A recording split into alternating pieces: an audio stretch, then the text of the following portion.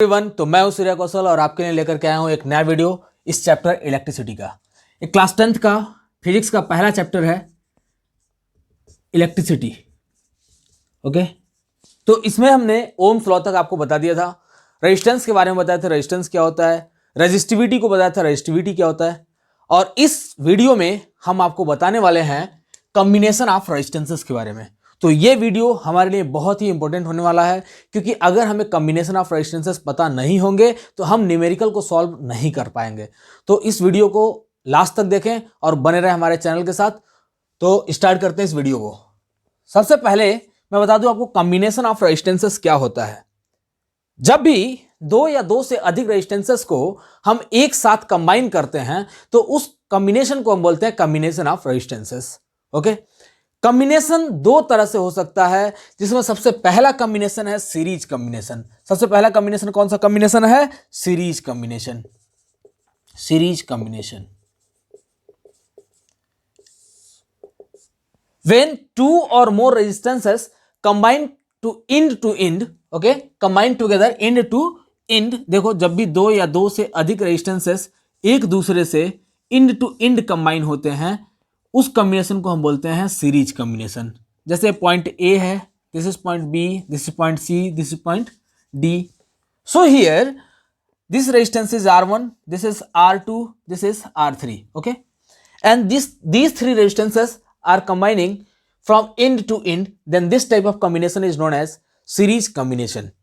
और दूसरा कॉम्बिनेशन होता है हमारा पैरेलल कॉम्बिनेशन। दूसरा कॉम्बिनेशन है parallel combination.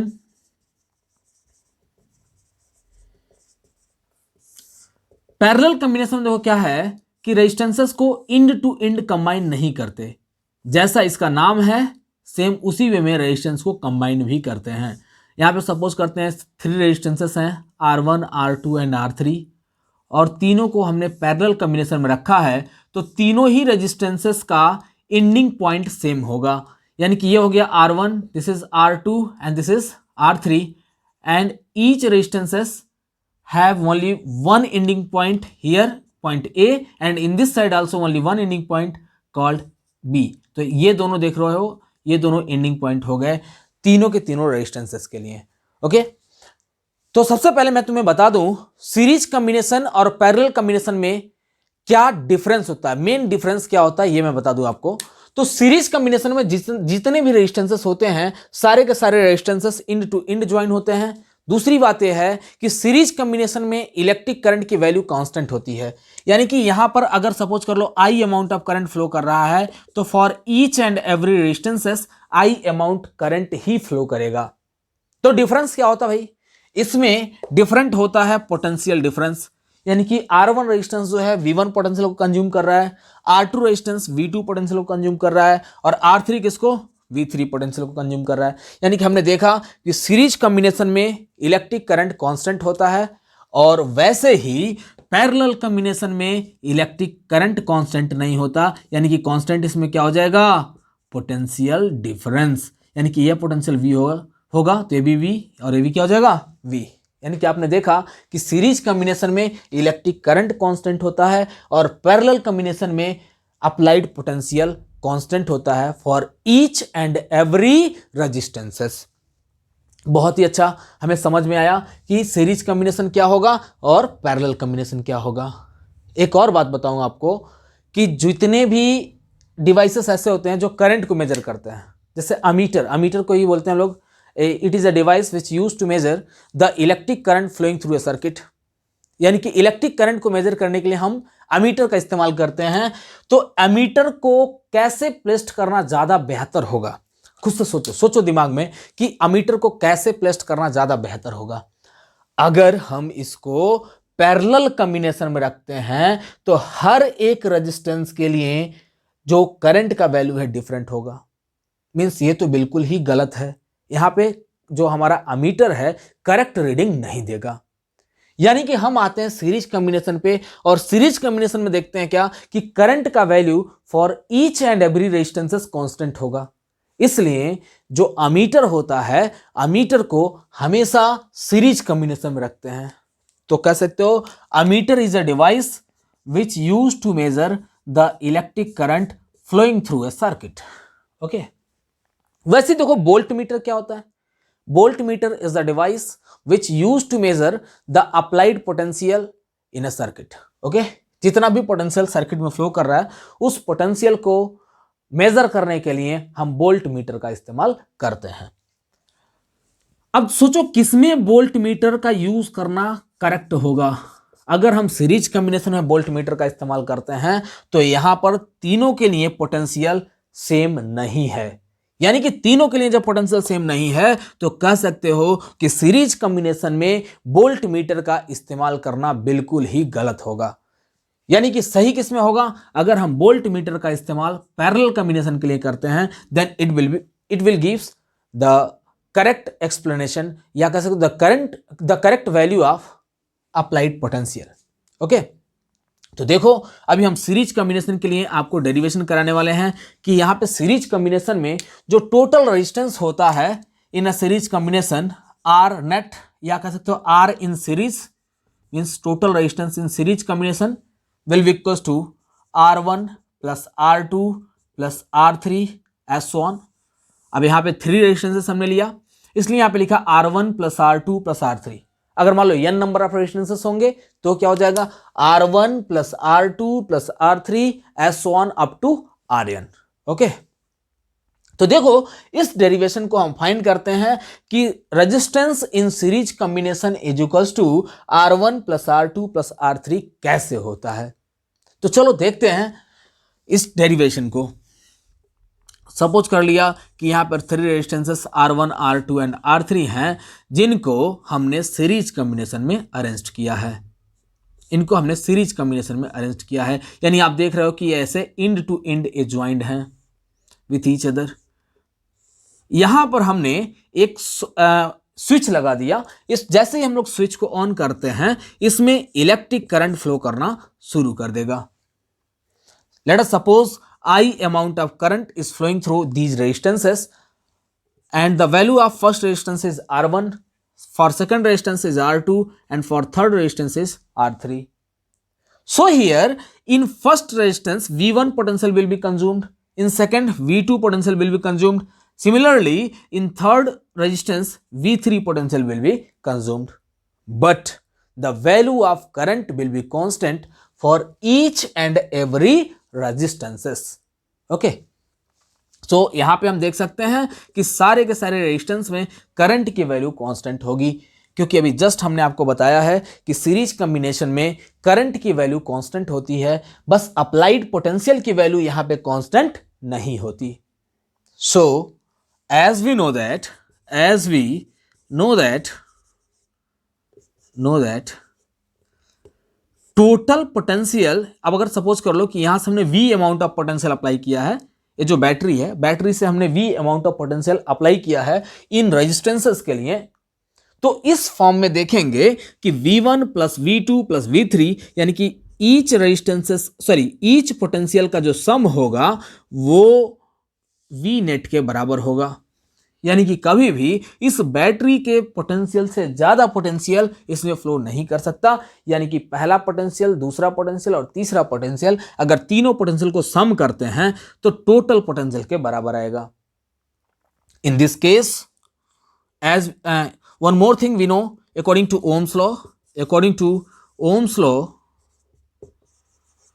V is equal to R into I. आपने पढ़ा है इस चीज को, मैंने ऑलरेडी प्रीवियस वीडियो में अपने बताया है। मैं प्रीवियस वीडियो का लिंक डिस्क्रिप्शन बॉक्स में दे दूंगा। प्रीवियस हमने 2 वीडियो बना चुका है इस टॉपिक पे, या इस चैप्टर पे कह सकते हो, इस चैप्टर से रिलेटेड हमने 2 वीडियो बनाए हैं। आप डिस्क्रिप्शन बॉक्स में जाइए और अगर आपने उस वीडियो को नहीं देखा तो एक बार उस वीडियो को जरूर देखें, और उस वीडियो को अगर आपको पसंद आया वो वीडियो तो उस वीडियो को लाइक जरूर करें। तो चलो देखते हैं यहाँ पे V इज इक्वल टू क्या मिल गया, R into I. Similarly V1 is equals to R1 into I, V2 is equals to R2 into I and V3 will be equals to R3 into I। सोच रहे होगे कि sir हर जगह current constant क्यों रखा? अरे देखो ना, सभी में करंट क्या है, कांस्टेंट। जब सभी में करंट की वैल्यू कांस्टेंट है इसलिए सबके साथ हमने I लिख दिया।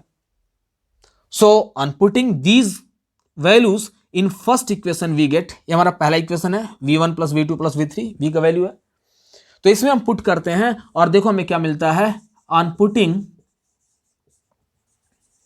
The above values in first equation we get, सोचो क्या मिल जाएगा, v की जगह पे लिख सकते हो r इंटू आई, v की जगह पे क्या मिल जाएगा बच्चों, r into I, so here we will get r into I, at the place of v1 we will get r1 into I, at this place r2 into I, and at the place of v3 we will get r3 into I.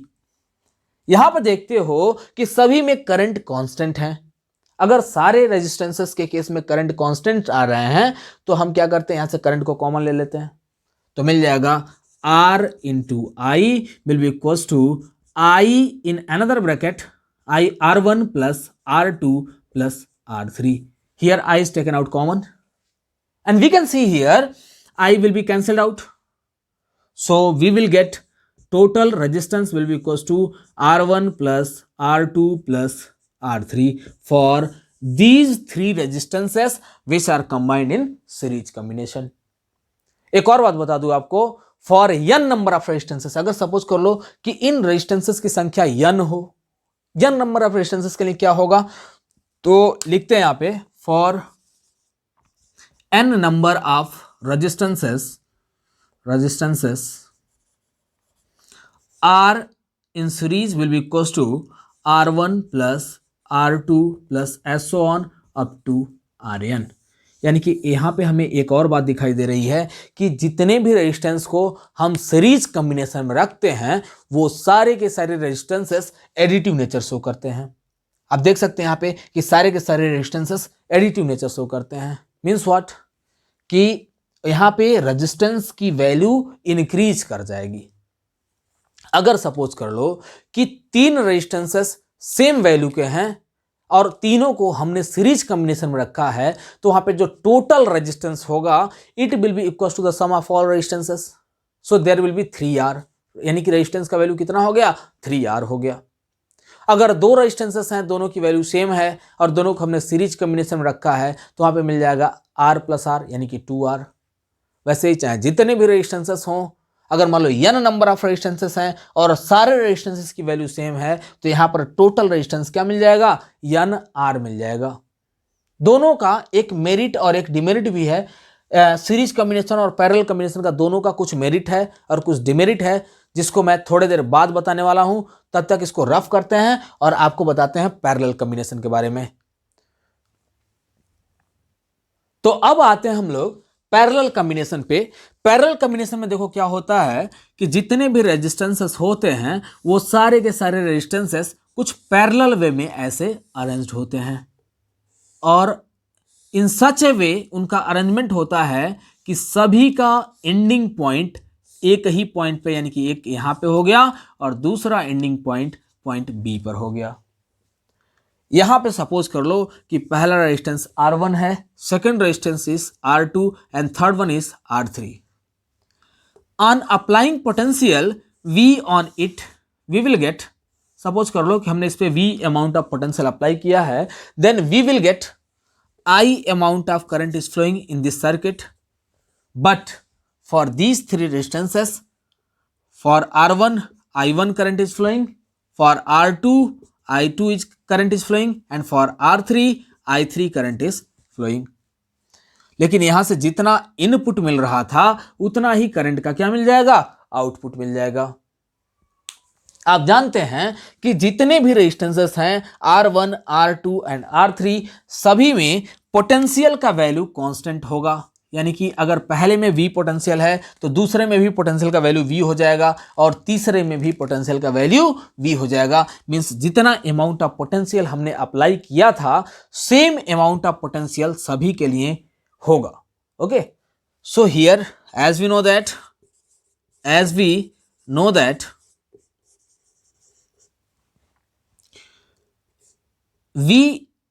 I is equal to मिल जाएगा, here total current will be equal to I1 plus I2 plus I3। क्योंकि आपने देखा कि from point A the current is divided into 3 part, one is I1, another one is I2 and third one is I3। यानी कि सारे के सारे current के वैल्यू को अगर हम ऐड कर दें तो नेट करंट के बराबर होगा। कभी भी टोटल करंट का वैल्यू इन सबसे ज्यादा नहीं हो सकता है और ना ही इन सम का वैल्यू टोटल करंट से ज्यादा हो सकता है। तो देखते हैं यहां पे according to Ohm's law, according to Ohm's law I is equal to V by R. अरे अभी जस्ट तो बताया था आपको V is equal to R into I, सभी को पता है Ohm's law. V is equal to क्या होता है R इंटू आई। तो यहां पे मिल जाएगा I is equal to V by R. So we will get at the place of I V by R. और वैसे ही I1 के लिए अगर बात करें तो V बाई R1, I2 के लिए V बाई R2, वैसे ही I3 के लिए V बाई R3। इन सारे वैल्यूज को फर्स्ट इक्वेशन में पुट कर दो, देखते हैं क्या मिलता है हमें। On putting the above values in first equation, we will get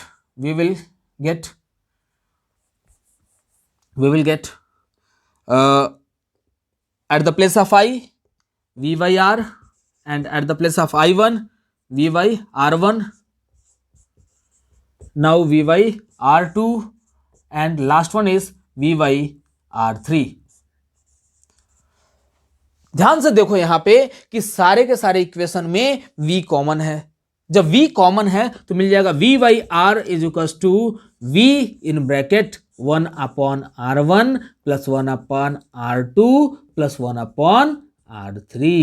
okay, क्या कुछ कटता हुआ नजर आ रहा है? देखो V से V कैंसिल हो जाएगा और V से V कैंसिल होने के बाद में हमें मिल जाएगा 1 upon R is equal to 1 upon R1 plus 1 upon R2 plus 1 upon R3। This is the total value of resistance. या ऐसे कह सकते हो कि the reciprocal of resistance will be equal to the sum of the reciprocal of all resistances. ठीक है, इस equation हमने इस चीज को प्रूव कर दिया यहाँ पे।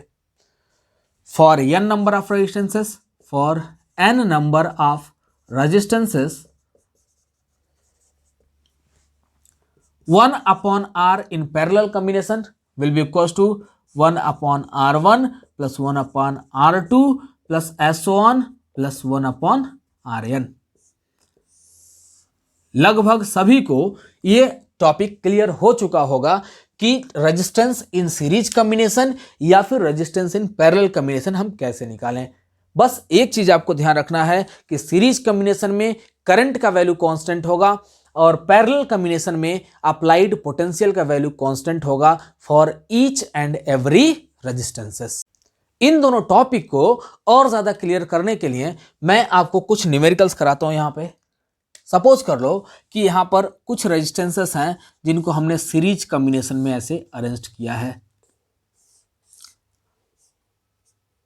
और यहां से कुछ पोटेंशियल सप्लाई देते हैं इसको, जिसके हेल्प से सम अमाउंट ऑफ करंट इसमें फ्लो कर रहा है। Okay, let us suppose on applying 12 volt potential on it the value of resistance R1 is, suppose कर लो कि 2 ओम है, R2 की वैल्यू 5 ओम है एंड R3 की वैल्यू 10 ओम है यहाँ पे। ठीक है, हमने 12 वोल्ट पोटेंशियल यहाँ पे सप्लाई दिया और क्वेश्चन दिया है कि find the total value of current flowing through the circuit. Total value of current आपको फाइंड करना है। तो total value of current find करने के लिए मैं बता दूं आपको कि सबसे पहले टोटल रेजिस्टेंस को फाइंड करना पड़ेगा। And as we know that here total current will be equal to total resistance will be equal to in series combination total resistance will be equal to R1 plus R2 plus R3। 3 resistances हैं तो तीनों के value को हम क्या कर सकते हैं, ऐड कर सकते हैं। तो R in series will be equal to 2 plus 5 plus 10 and we will get 17 ohm the value of resistance. Okay, according to Ohm's law, according to Ohm's law हमें मिल जाएगा V is equal to R into I, या ऐसे कर सकते हो I is equal to V by R। यहाँ पर V का वैल्यू कितना है, V का वैल्यू है 12 वोल्ट और पोटेंशियल का वैल्यू रेजिस्टेंस का वैल्यू कितना है 17, तो मिल जाएगा 12/17 एम्पियर। यानी कि यहाँ पर टोटल करंट कितना फ्लो कर रहा है 12/17 एम्पियर। आप चाहें तो इसको और पॉइंट में भी फाइंड कर सकते हैं, 12 को 17 से डिवाइड करो, आपको पॉइंट में वैल्यू पता चल जाएगा कि कितना करंट इसमें फ्लो कर रहा है। एक छोटा सा न्यूमेरिकल और बताता हूं आपको। सपोज कर लो कि यहाँ पे कुछ रेजिस्टेंसेस दिए हुए हैं जो कि पैरेलल कॉम्बिनेशन में ऐसे अरेंज्ड हैं।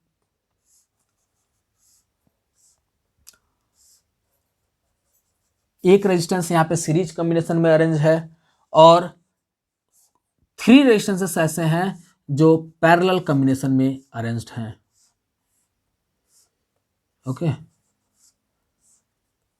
इस टाइप का न्यूमेरिकल श्योरली आपके बोर्ड एग्जामिनेशन में आएगा।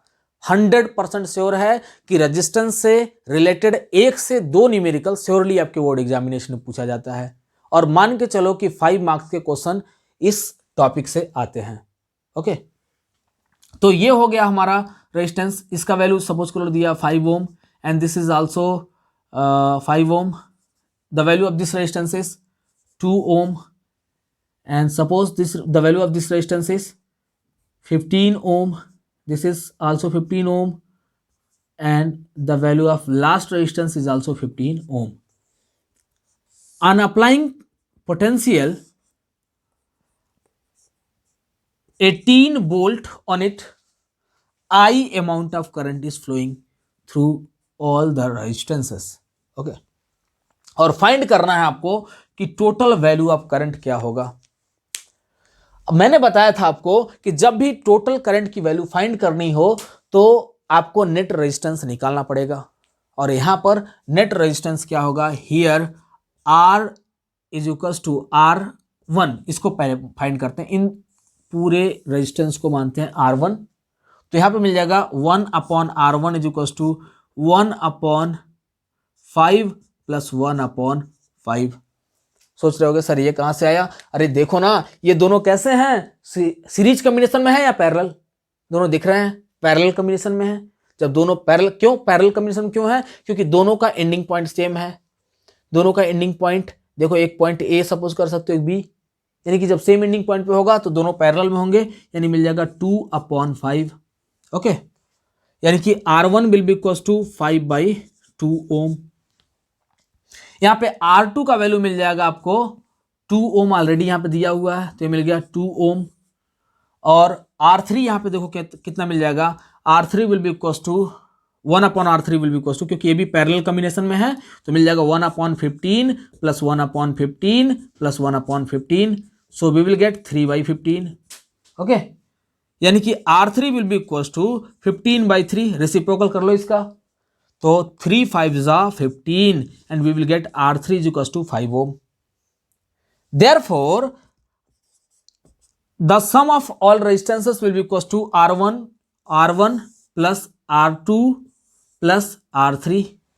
ओके तो हमें मिल जाएगा 5/2, 5/2 का वैल्यू हो जाएगा 2.5 प्लस 2 प्लस 5, यानी कि टोटल कितना मिल गया 5 2 7 7 2 9, यानी कि 9.5 ओम हमें मिल गया टोटल वैल्यू ऑफ रेजिस्टेंस।